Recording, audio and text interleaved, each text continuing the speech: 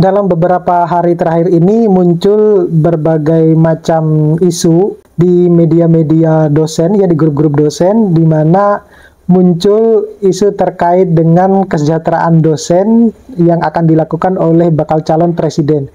Mau tahu jawabannya seperti apa? Tetap stay tune di channel saya, kita bahas ini lebih dalam.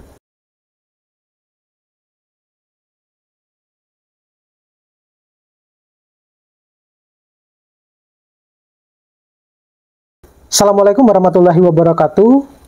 Kembali lagi di channel saya di Ngonghaya. Nah, kali ini saya mau sedikit sharing terkait dengan informasi yang sempat heboh ya terutama di grup-grup dosen, di mana saya mengutip dari salah satu tulisan yang ada di grup dosen itu yang menyebutkan bahwa saat ini para calon presiden itu yang sedang mencari masa agar bisa kita mungkin untuk biar mereka maksudnya kita pilih gitu, mau mensejahterakan guru, dosen dan yang lainnya gitu kan. Nah, tetapi yang membuat hal yang menarik itu adalah salah satu tulisan ya dari dosen UI ini. Tulisannya sangat bagus sekali gitu. Nah, jadi kalau kita mau berbicara tentang kesejahteraan guru dan dosen, itu saya kira setiap kali pemilihan presiden itu sudah dicangangkan gitu kan. Tetapi kenyataannya ketika presiden itu sudah selesai juga, ya gitu-gitu aja gitu ya. Berbeda halnya dengan yang ada di luar negeri ya. Mungkin kalau teman-teman yang lain pasti ketika melihat video ini mungkin beranggapan bahwa kenapa kok dibandingkan dengan negara yang lain di luar negeri gitu. Nah, kebetulan di tempat saya studi ini, ketika saya tanya, ada dosen asal dari Indonesia yang kemudian juga mengajar di sini. Di sini itu baik swasta maupun negeri, semua dosen itu bayarannya sama gitu. Ya, bayarannya sama. Jadi yang pemerintah itu juga membantu yang swasta gitu. Jadi nggak negeri doang aja yang di ini kan. Nah, tetapi yang mau saya bahas di sini itu adalah tulisan dari salah satu doktor yang ada di UI ini ya. Jadi dalam beberapa minggu terakhir itu muncul janji-janji kesejahteraan guru dan dosen dari para bakal calon presiden. Artinya coblosan sudah akan semakin dekat ya. Sebenarnya kalau ingin kita mensejahterakan pendidik, itu tidak perlu harus menunggu terpilih dulu. Itu benar, atau menjadi penguasa dulu, karena biasanya begitu setelah dipilih malah lupa dengan janjinya gitu. Nah, langkah-langkah sederhana yang sebenarnya yang bisa dilakukan itu adalah yang pertama, itu bisa mengusulkan ke pemerintah untuk menghilangkan slogan bahwa guru adalah pahlawan tanpa tanda jasa. Nah, ini betul banget nih. Nah, ini sekira harus sudah dihilangkan ini. Kenapa demikian?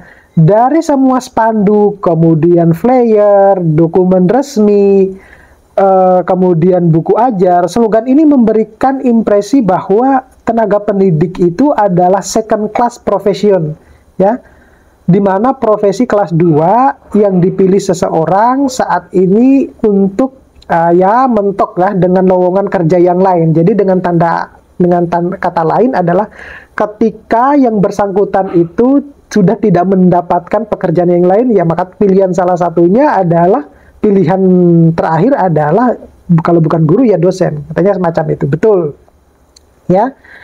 Nah, slogan ini juga akan memberikan kesan bahwa profesi pendidik itu tidak setara dengan profesi yang lain karena tanpa tanda jasa. Nah, itu yang perlu harus diperhatikan. Diasosiasikan dengan tak mengapa digaji rendah karena pengabdian identik dengan kesukarelaan, bukan profesionalisme. Ini yang betul sekali. Padahal seperti yang kita ketahui bahwa seorang dokter bisa menjadi dokter karena guru. Seorang tentara, polisi dan lain-lainnya itu bisa menjadi seperti saat ini ya karena kerja kerasnya atau ada di balik guru gitu ya. Nah, kemudian yang kedua itu adalah mengusulkan kenaikan gaji berkala setiap tahun sesuai dengan tingkat inflasi real lapangan. di mana inflasi di Indonesia itu berkisar antara 4-7% menurut perhitungan di atas kertas. Tetapi di lapangan biasanya mencapai 8-10%. Nah, kenaikan gaji berkala, misalnya per 2 tahun sebesar 8%, itu menunjukkan pemerintah kurang menghargai profesi pendidik sebagai profesi terhormat. Itu pun yang terjadi hanya untuk dosen-dosen PNS. Ya. Bagaimana dengan teman-teman dosen yang non-PNS? Nah, bahkan kalau kita lihat ya buka-bukaan, teman-teman dosen yang, mohon maaf ya, yang ada di luar Pulau Jawa, itu jauh dari kata, mungkin ya sejahtera gitu, jauh dari kata sejahtera gitu. Soalnya kenapa? Ada teman saya yang kebetulan cerita terkait dengan itu. Dari uang dari hasil BKD-nya, itu sebelum menerima mereka sudah harus ngutang dulu karena harus membayar publikasi sekian gitu ya.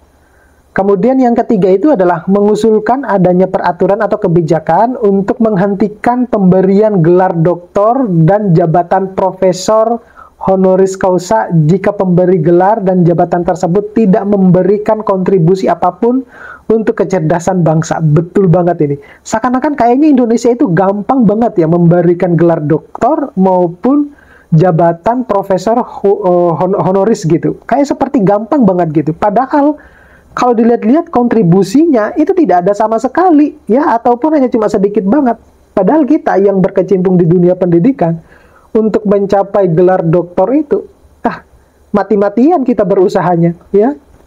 Semacam itu. Nah, profesi guru dan dosen ini dituntut dengan berbagai macam target ya, dan harus melaporkan capaian kinerjanya kepada kementerian terkait setiap semester, misalnya melalui BKD atau LKD untuk seorang dosen. Belum lagi kalau untuk yang guru-guru ya, misalnya yang sergu gitu.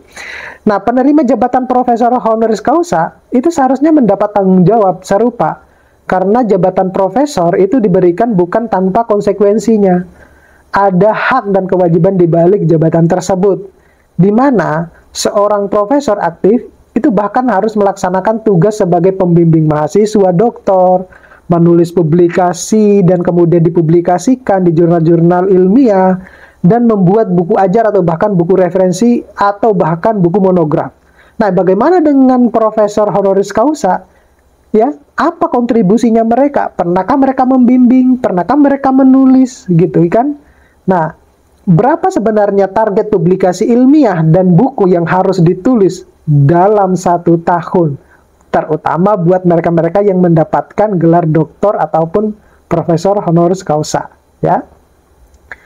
Kemudian yang keempat itu adalah mengusulkan agar ada perbaikan SBU atau standar pembayaran Kementerian Keuangan yang menjadi dasar operasional keuangan di perguruan tinggi dan sekolah-sekolah di Indonesia, agar memperhatikan rekam jejak, kemudian keahlian dan durasi karir ahli-ahli hanya jabatan struktural dan fungsional.